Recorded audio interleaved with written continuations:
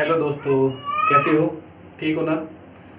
तो हम lesson number second कर रहे थे 10वीं क्लास का, और जो क्या था हमारा एसिड बेस एंड साल्ट। ठीक है, और इसके अंदर हम एसिड बेस और साल्ट की आइडेंटिटी हम कर चुके थे, हम कैसे इनको पहचान सकते हैं, और साथ में हम उनको किस तरह से हम किस तरह से आइडेंटिफाई भी करेंगे।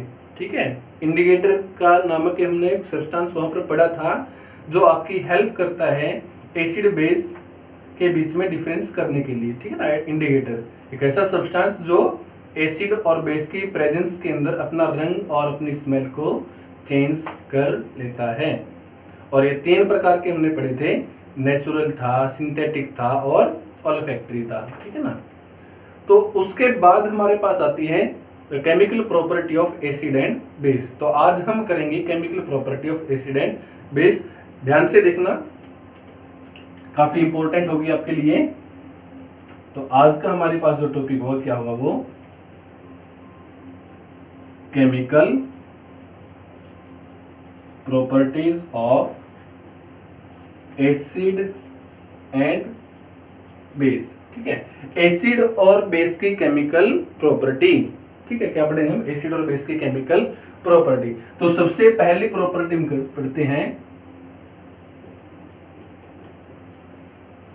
Reaction of acid and base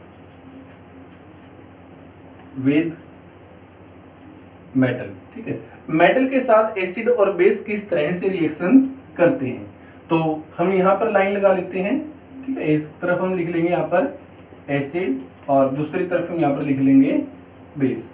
ठीक है, अगर हम एसिड को अंदर, ठीक है, मान लो कि आप क्या करते हो, कोई मेटल आपने जिंक ले लिया और आप इसको एसिड HCl के अंदर आप इसको डालते हो, तो क्या मिलता है यहाँ से आपको? यहाँ से हमें मिलेगा ZnCl2 मिलेगा, जिंक क्लोराइड, प्लस बाहर क्या निकलेगी इसके अंदर से? हाइड्रोजन गैस बाहर निकलती है। ठीक है, इसी तरह से अगर हम जिंक को सल्फ्यूरिक एसिड H2SO4 के अंदर डालते हैं तो क्या मिलता है हमें? यहाँ से ZnSO4 मिलता है, प्लस बाहर क्या निकलती है इसमें से भी? हाइड्रोजन गैस बाहर निकलती है। अब ये क्या है यहाँ पर? जिंक क्लोराइड और जिंक सल्फेट, ये क्या है? ये क्या है? ये हमारे पास क्या है? मेटल का साल्ट। क्या है ये? Metal salt. इसलिए हम अगर इसको पूरी रिएक्शन को समराइज करते हैं तो क्या होता है कि जब एसिड रिएक्ट करता है किसी मेटल के साथ तो क्या मिलेगा हमें? साल्ट मिलेगा, प्लस और क्या मिलेगी इसमें से? हाइड्रोजन गैस मिलेगी। क्या मिलेगा यहाँ से? हाइड्रोजन गैस आपको मिलेगा। ठीक है, तो when acid react with metal they produce metal salt and hydrogen gas. समझ में बात है ना? जब एसिड के साथ मेटल रिएक्शन करते हैं तो क्या करता है? वो साल्ट बनाता है और साथ में हाइड्रोजन गैस प्रोड्यूस करता है।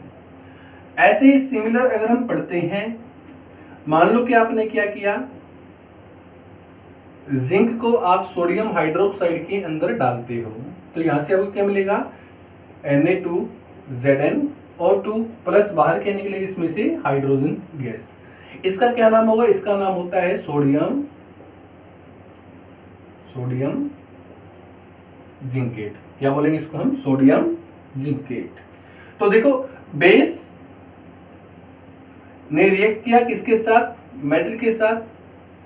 तो क्या मिला यहां से आपको? यहां से मिलता है मेटल साल्ट मिलता है, प्लस साथ बाहर में क्या निकलेगी इसमें से? हाइड्रोजन गैस यहां से बाहर निकलती है। Then how can we identify the gas which are involve in this reaction, या which are the gas which produced in this reaction are a hydrogen gas। क्या वो रियल में हाइड्रोजन गैस है क्या? क्या हम उसको पता लगा सकते हैं? जी बिल्कुल। लेट हम एक एक्टिविटी करते हैं।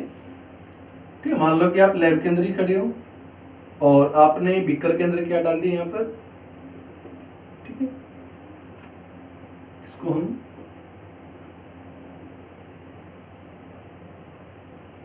ठीक है यहाँ पर इस तरह से कर लेंगे, और हमने यहाँ पर इसके अंदर क्या डाल दिया? एसिड। ठीक है, और छोटे छोटे टुकड़े हम इसके अंदर डाल देते हैं किसके? जिंक मेटल के, और इसको हम साफ कर लेंगे।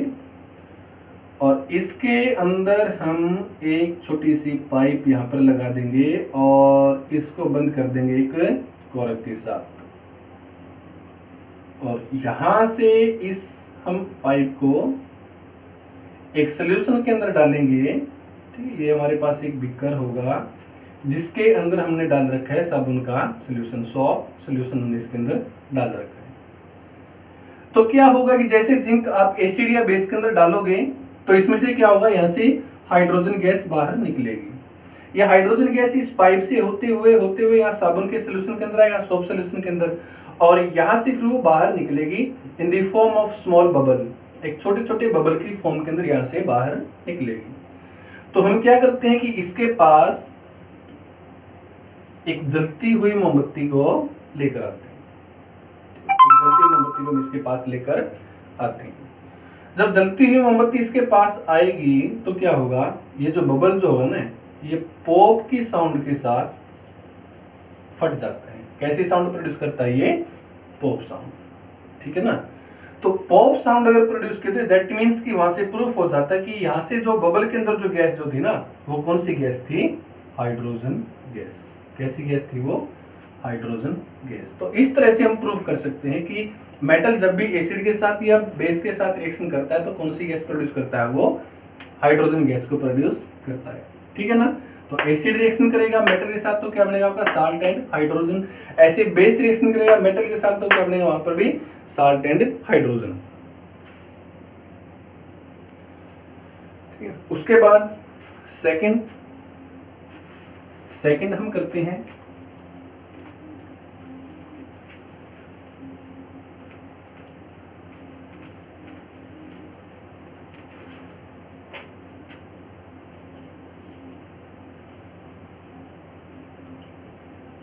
Reaction of acid and base with metal carbonate and metal hydrogen carbonate. ठीक है, कि जब एसिड मेटल कार्बोनेट या मेटल हाइड्रोजन कार्बोनेट के साथ जब रिएक्शन करेगा तो क्या होगा। तो मान लेते हैं कि if acid react with metal, ठीक है, मेटल कार्बोनेट या फिर मेटल हाइड्रोजन कार्बोनेट, ठीक है, जब एसिड रिएक्शन करता है तो एसिड हमने HCl डाल दिया, मेटल कार्बोनेट Na2CO3 हम यहाँ पर ले लेते हैं, ठीक है। CO3 ग्रुप कार्बोनेट होता है, जब ये मेटल के साथ जुड़ जाता है तो हम क्या बोलते हैं, इसको मेटल कार्बोनेट बोलते हैं। तो जब HCl मेटल कार्बोनेट के साथ रिएक्शन करे तो क्या मिलेगा, ऐसे आपको यहाँ से भी मिलता है NaCl सोडियम और क्लोरीन से, ठीक है, प्लस यहां से एक ऑक्सीजन निकलता है जो कि इसके साथ मिल जाता है तो क्या बनाता है वो यहाँ पर H2O बनाएगा और साथ में क्या निकलेगा इसमें से CO2।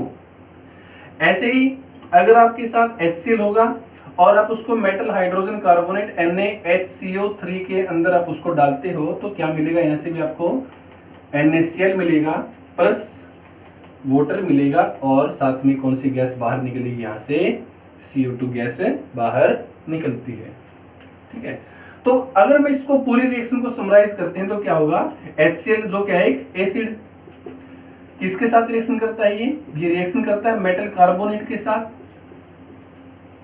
या फिर और किसके साथ रिएक्शन करेगा, ये रिएक्शन करेगा मेटल हाइड्रोजन कार्बोनेट के साथ। तो यहां से क्या मिलेगा आपको, NaCl जो क्या है आपका साल्ट है मेटल का, H2O क्या है वाटर, और ये क्या है यहाँ पर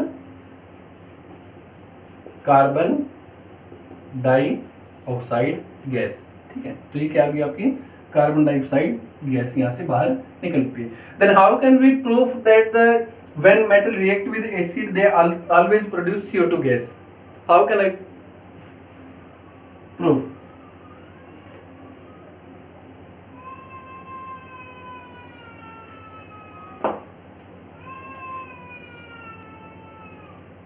Then how can I prove them gas which are involved in that reaction is a carbon dioxide gas। तो हम कैल्शियम हाइड्रोक्साइड ले लेते हैं, ठीक है। कैल्शियम हाइड्रोक्साइड के अंदर से जब CO2 गैस को पास करेंगे तो यहां से आपको क्या मिलेगा, CaCO3 के अंदर ये चेंज हो जाता है, कैल्शियम कार्बोनेट के अंदर ये चेंज हो जाता है, और जो लिक्विड आपके पास कलरलेस था वो लिक्विड कैसा बन जाता है आपका, मिल्की। कैसा लिक्विड बन जाएगा, ये आपका मिल्की लिक्विड बन जाता है, ठीक है। दैट मीन्स कि यहाँ पर क्या बना, कार्बन डाइऑक्साइड गैस ने क्या कर दिया इसका यहाँ पर मेटल कार्बोनेट के अंदर चेंज कर दिया, जिसका कलर कैसा होता है, मिल्की, ठीक है, मिल्की हो जाता है। बट अगर आप इसके अंदर एक्सेस ऑफ CO2 गैस, मतलब कि बहुत ही ज्यादा मात्रा के अंदर अगर आप CO2 गैस इस सोल्यूशन के अंदर वापस से डालते हो तो हमें क्या मिलता है, कैल्शियम हाइड्रोजन कार्बोनेट, ठीक, कैल्शियम हाइड्रोजन कार्बोनेट, जो कैसा हो जाता है, अगेन कलरलेस, ठीक है, दोबारा से इसके पास कोई कलर यहां पर नहीं बचता। तो इस एक्टिविटी के साथ हम प्रूव कर सकते हैं कि जब भी मेटल कार्बोनेट एसिड के साथ या मेटल हाइड्रोजन कार्बोनेट एसिड के साथ रिएक्शन करता है तो उसके अंदर से कौन सी गैस प्रोड्यूस होती है, CO2 गैस यहां से प्रोड्यूस होती है इसके अंदर, ठीक है। तो ये हमारी सेकंड प्रॉपर्टी थी, जिसमें एसिड रिएक्शन करता है मेटल कार्बोनेट या मेटल हाइड्रोजन कार्बोनेट के साथ, तो क्या प्रोड्यूस करता है, वहां से ये प्रोड्यूस करता है साल्ट प्रोड्यूस करता है, वाटर प्रोड्यूस करता है, और साथ में एक गैस यहां से बाहर निकलती है, उस गैस का नाम क्या है, CO2, ठीक, कार्बन डाइऑक्साइड। उसके बाद क्या बेस भी रिएक्शन करेगा, क्या बेस मेटल कार्बोनेट या फिर मेटल हाइड्रोजन कार्बोनेट के साथ रिएक्शन करता है? तो मैं आपको बताता हूं कि मेटल कार्बोनेट और मेटल हाइड्रोजन कार्बोनेट, इसका जो नेचर जो होता है ना, कैसा होता है, बेसिक होता है, इसलिए बेस बेस के साथ क्या रिएक्शन करेगा, तो यहां पर क्या आएगा, वो नो रिएक्शन। तो मेटल हाइड्रोजन या मेटल हाइड्रोजन कार्बोनेट के साथ या मेटल कार्बोनेट के साथ बेस रिएक्शन नहीं करता। तो ये हमारी सेकंड प्रॉपर्टी थी। उसके बाद हम बात करते हैं थर्ड प्रॉपर्टी के अंदर। तो थर्ड प्रॉपर्टी जो हमारी होगी वो होगा reaction with, third property reaction with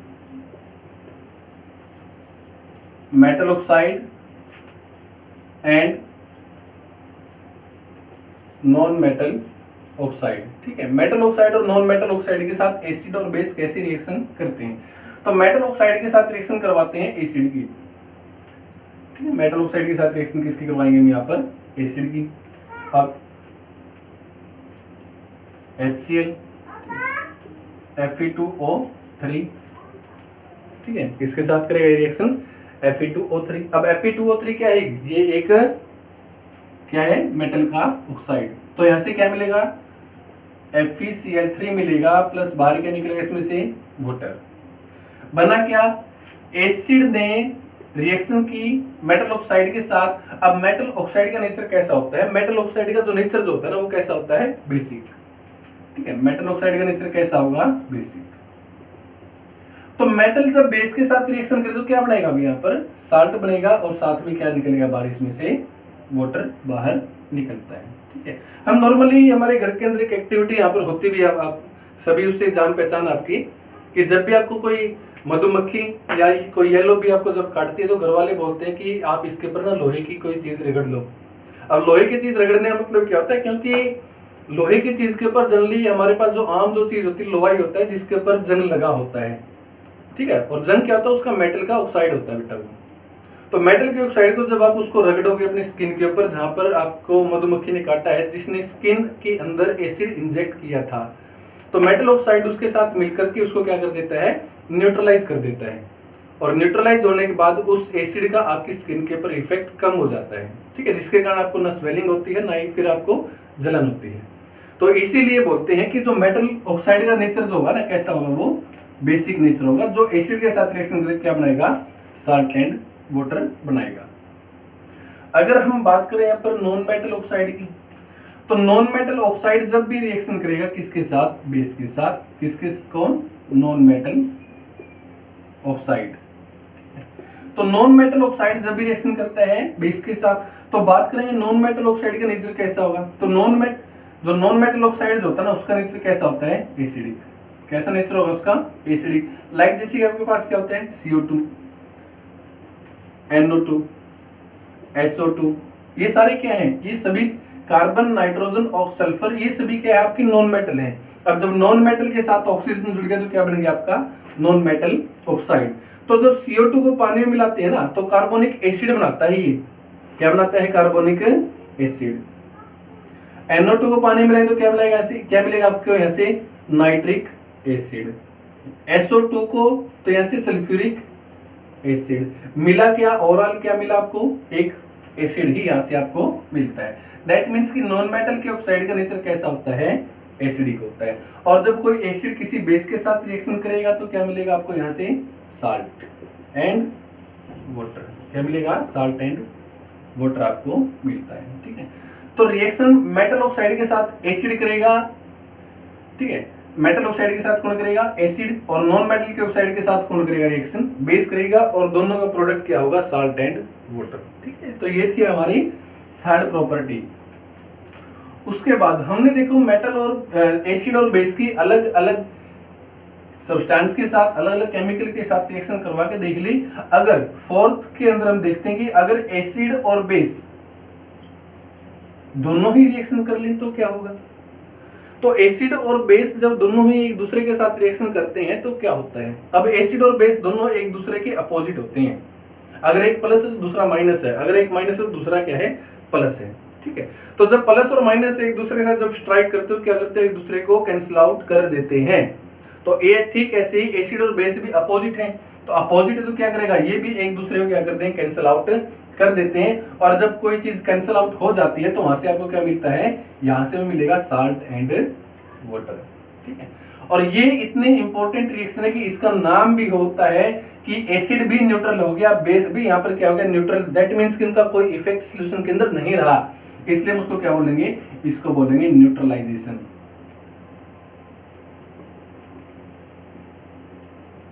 neutralisation reaction. ठीक है, तो न्यूट्रलाइजेशन रिएक्शन क्या होगी, when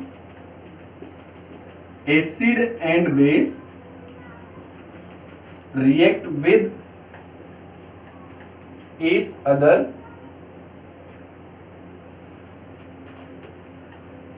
they produce salt and water। ठीक है, तो क्या प्रोड्यूस करते हैं, वो साल्ट एंड वाटर प्रोड्यूस करेंगे, उसको हम क्या बोलेंगे, न्यूट्रलाइजेशन रिएक्शन हम उसको कहते हैं। ठीक है, तो ये थी हमारी कुछ chemical properties of acid and base, जिसके अंदर हमने एसिड और बेस की अलग अलग नेचर ऑफ सब्सटेंस के साथ रिएक्शन करवाई है, और वहां से हमें पता चला कि क्या क्या प्रोडक्ट आपको मिलता है। काफी इंपॉर्टेंट है एग्जाम के पॉइंट ऑफ व्यू से, आप इनको अच्छी तरह से करना अपनी एनसीईआरटी बुक से। ठीक है, फिर अगेन हम मिलते हैं दोबारा से एक नए टॉपिक।